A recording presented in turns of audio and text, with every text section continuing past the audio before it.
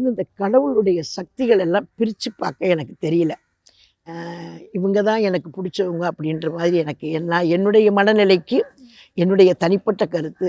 நான் ஆலயங்கள் எந்த ஆலயத்துக்கு போனாலும் அம்மன்னா அவங்கக்கிட்ட ஒரு சக்தி இருக்குது, பெருமாள்னா அவங்கக்கிட்ட ஒரு சக்தி இருக்குது, முருகன்னா அவங்கக்கிட்ட ஒரு சக்தி. இப்போ எங்களுடைய குலதெய்வம் வந்து முருகன், பழனிமலை முருகன். அதே மாதிரி பெண் தெய்வம்னு எடுத்துக்கிட்டிங்கன்னா எங்கள் கிராமத்துக்கு பக்கத்தில் அங்கே வந்து தீப்பாய்ந்த நாச்சியார்னு அம்மன் இருக்காங்க. அது குலதெய்வ வழிபாடுன்றதை இவங்க 2 பேர்கிட்டையும் நாங்கள் பண்ணுவோம். இது எந்த கோயிலாக இருந்தாலுமே வந்து நான் எப்போவுமே ஈடுபாட்டோடு தான் போவேன். எல்லா அம்மனும் ஒரே அம்மா தான், எல்லா அம்மனுமே ஒரே அம்மா தான்.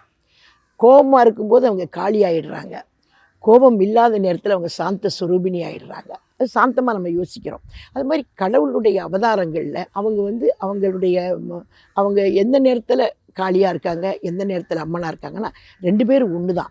ஆனால் அவங்களுடைய நிலைகள் தான் கொஞ்சம் வேறுபட்ட நிலையில் இருக்கே தவிர மீதி எல்லாம் அம்மனுடைய சக்தி எல்லாம் ஒன்று தான்.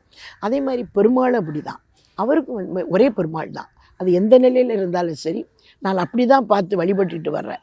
முருகன்னா எல்லா முருகன் கோயிலுக்கும் போவேன். எந்த முருகன் கோயில் சின்ன கோயிலாக இருந்தால் கூட அங்கே போய் வழிபடுவேன். முருகன்னா ஒருத்தர் ஆற்றல் மிகுந்த ஒருத்தர், சக்தி வாய்ந்த ஒருத்தர் இருக்கிறாரு, தமிழ் கடவுள் இருக்கிறாரு.